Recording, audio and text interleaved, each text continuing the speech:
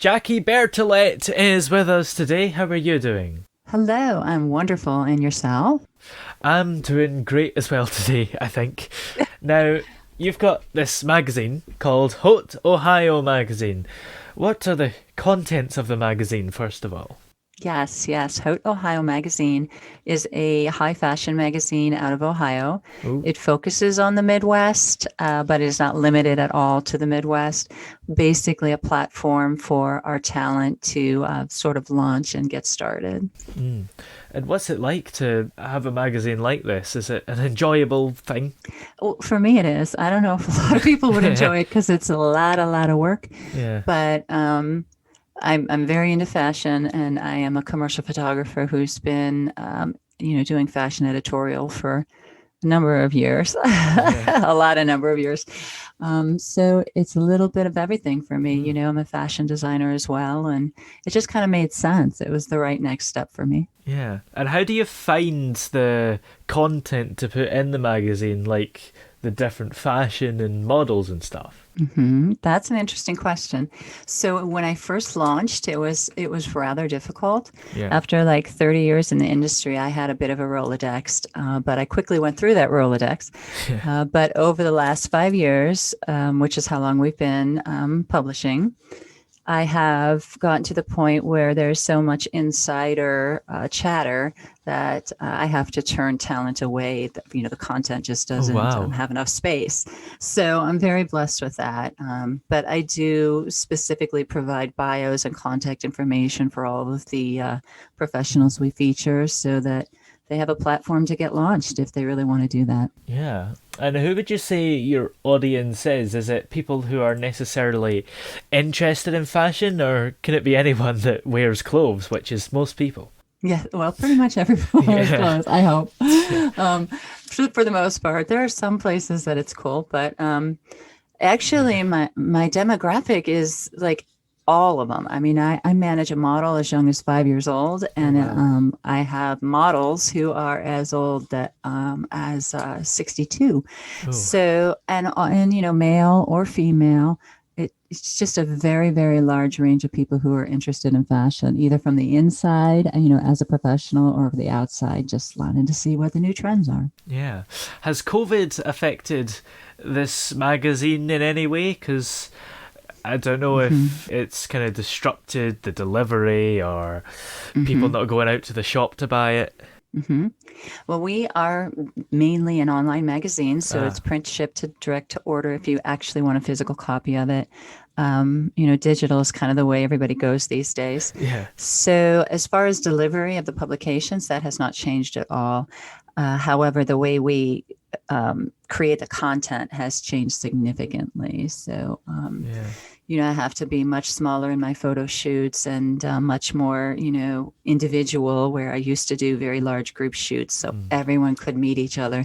I now have to do one at a time. And so it has changed, but it hasn't, it's been good in the growth cycle as well. Yeah. Have you had circumstances where it's been better for people to just take a picture of themselves in their own house? You know what? We actually, not for what is going into the content of the magazine, no. Yeah. But we did run it's not really a contest, just sort of an event for you to do during the lockdown when the entire country was, actually the world was locked down, Yeah. where we asked people to dress up in their best duds in their closet and take Oh. pictures of themselves doing stuff around the house, wearing, beaded gowns or tuxedos. So yeah, we got some selfies that way. That was kind of cool. Yeah, definitely. I think lockdown fashion is an interesting thing because nobody's dressing up unless they've got some sort of party on Zoom. So people are just wearing dressing gowns all day. Yes. So it was fun for people to dig out their red carpet, attire and Yeah. and really just feel, beautiful and handsome for a day. So it was fun. Yeah. So how did you first start to get interested in fashion and magazines yourself? Right out of high school, I went into photography school. Oh. So I got my degree in commercial photography, and in order to put myself through school, I did a lot of modeling. Um, and so that kind of got me interested in fashion. I've always kind of been interested in what's different and what's new. I'm not really kind of like the rest of the world. I do Yeah. my own thing. But it went from there, and I became a fashion designer based on other people asking me for clothes that I had made for myself, and Yeah. just one thing after another. And that's my dream when I was 20 was to work for a fashion magazine as a creative director. Yeah. And so as time went on, I ended up starting the magazine, and now I am the creative director Yeah. and the editor and Nice. the photographer. Does being a fashion designer help you have a better eye for what to put in the magazine? You know what makes good fashion. Hmm. I do. And the one thing that I think makes us different is that I don't, while we'll talk about different trends or highlight what's coming new and whatever, what was on the runways, Yeah. I am all about individuality. So I Oh. kind of just go with what makes like what's on my mind that day. I mean, Mm. are we feeling like we're going to go really country? Are we feeling like we're going to go really gritty and urban? So I mean, while we do kind of keep on trend and like the articles and things, what I photograph is completely kind of on my whim. Yeah. Yeah, I was going to ask, do you do kind of seasonal editions? Like at Christmas, would you maybe have some Mhm. Christmas outfits or summery outfits? Yes, we do a holiday issue that Ooh. comes out the 1st of December. It is local talent and couture that have beautiful gowns and beautiful tuxes and things like that. That is separate from the regular issues, which come out quarterly. And those have articles and columns and all kinds of things. But in addition to the regular issues, we always do a supplemental issue Yeah. focusing on a specific non-traditional talent in the modeling industry. So we try to uplift everyone for 100% inclusion. Yeah, absolutely. And you've also started a podcast called A Fashion Empire. What is it Yes. that you like to do and talk about in that podcast? Well, I talk to people in the industry that the truth of the industry, what it's really like, the fun, the not fun, the drama, Mm. all of it, the good, the bad, the ugly.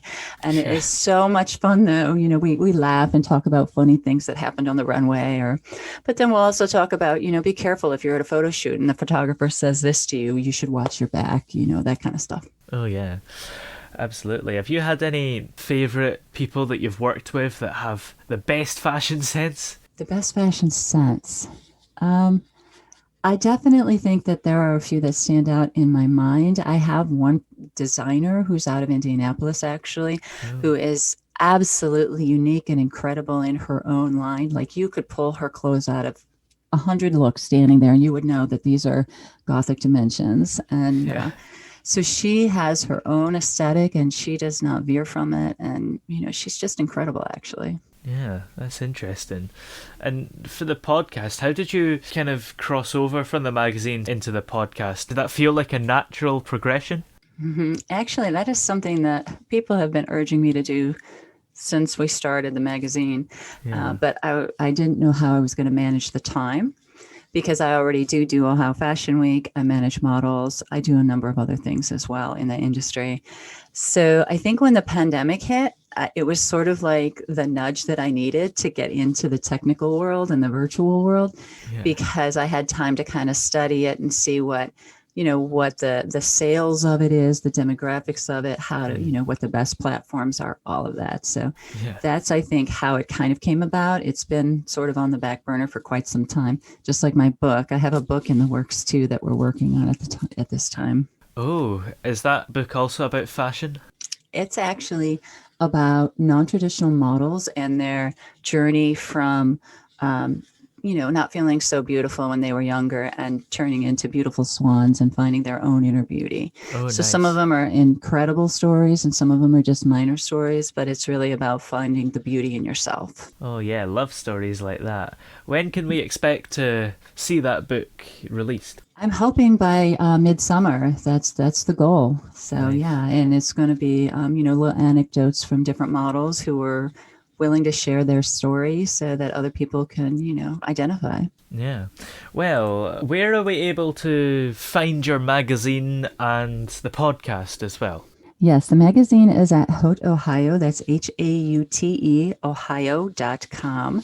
You can find everything there from how to sponsor us at Ohio Fashion Week to how to participate as a model or a designer. Of Yeah. course, subscriptions are there. And there's a page there for the podcast, Fashion Empire. And it will be on video for YouTube and then on audio on multiple podcast platforms across the web. Nice. Well, thank you very much for coming on the show today. It's been interesting talking to you. I think you're the first person with a magazine. Well, good. Thank you for taking the time to talk to me.